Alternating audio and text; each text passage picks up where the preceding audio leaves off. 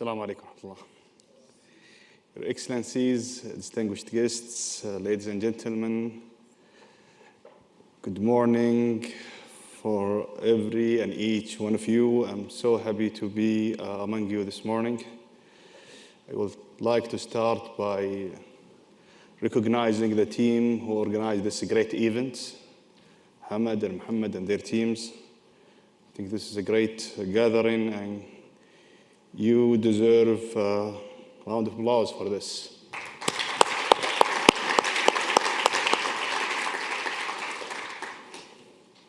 And also, it's my honor to be part and share with you a small part of how Vision 2030 is contributing to the international community. The world is changing at light speed. The uncertainty is rising from climate change, geopolitical tensions, all the way to mayoral election here in London. However, in today's world, nothing should surprise us at all. We have enough data and intelligence to identify risks and opportunities and build our economic development accordingly. The narratives and scenarios are the new tools for economic development. And let me give you an example. In 2017, World Bank launched pandemic bonds in 2017. And it has been used when COVID-19 hits. Let me give you an example from the private sector. From 2003 until 2009, Southwest Airlines made the most important hedge in their life by hedging the fuel prices and was the only profit company then. And the list of story continues of how scenarios and narratives help building economic development. And today the world is talking supply chain and sustainability, and there is a good reason for that. The recent semiconductor shortage that shows how fragile our global supply chain, and it calls for new framework for our logistics and supply chain. Martin Christopher once noted that competition is not between companies, it's between supply chains. So how resilient is our supply chains is how much we can make profit, how much we can reach our customers. This is reinforce the importance of robust, holistic, and resilient supply chain, which require onshoring and nearshoring as much as possible.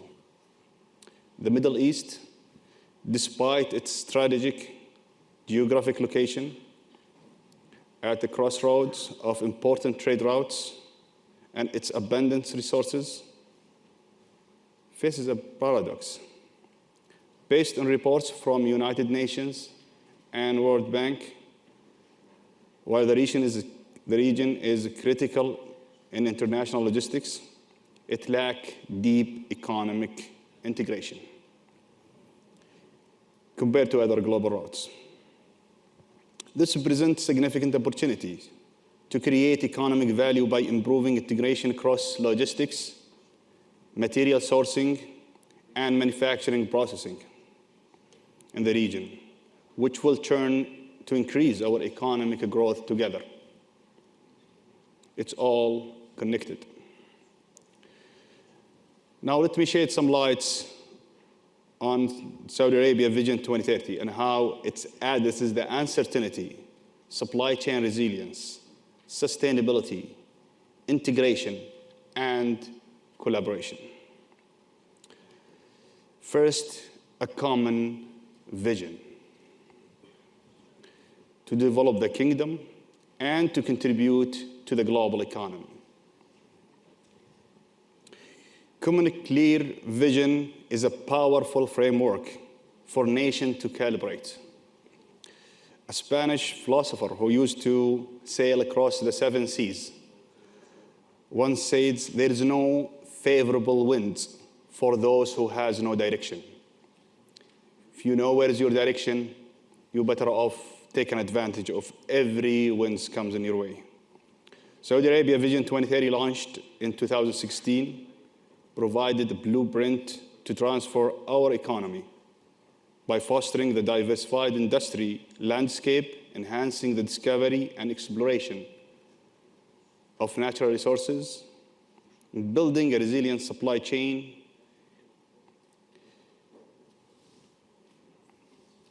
to withstand the complexity of the global markets.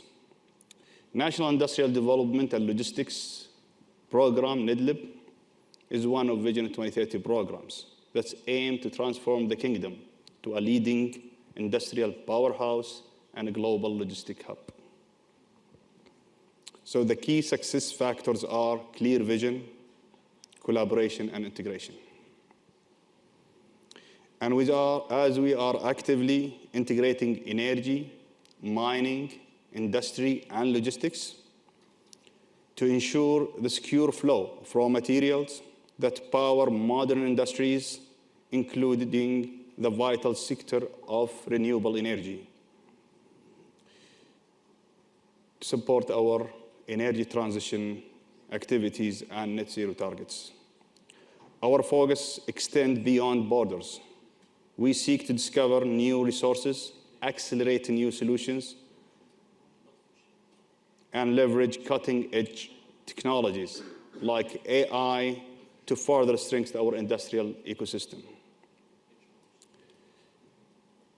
His Excellency Dr. Mohammed mentioned about Bahrain's great effort in the energy transitions.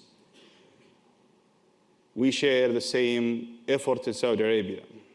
And we have Dr. Mohammed Sabban is the guru for our energy life cycle. We're glad to have you, Dr. Mohammed, with us. But we have a serious activity and initiatives toward energy transition. We have the first city on the world that's zero carbon and zero waste, NEOM. We have the largest green hydrogen factory in the world. We set the most ambitious target of 50% of our energy mix coming from renewable energy.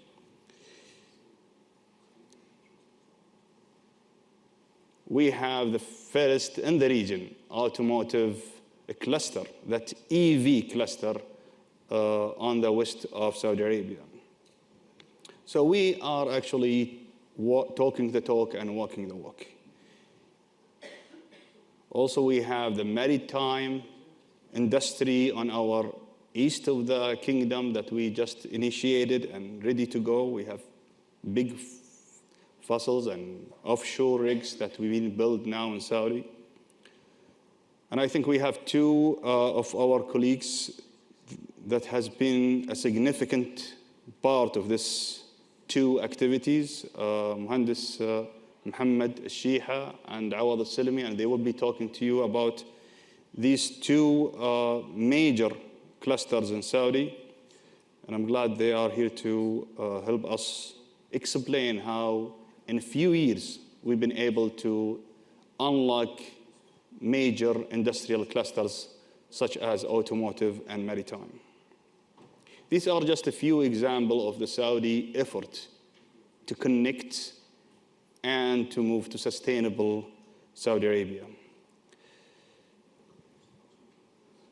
But the call is for a whole international community and for our region, for more integration.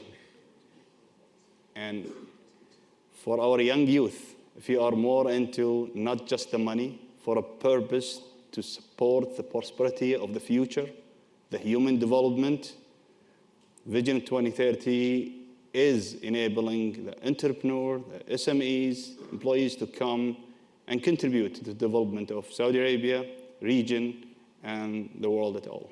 Thank you.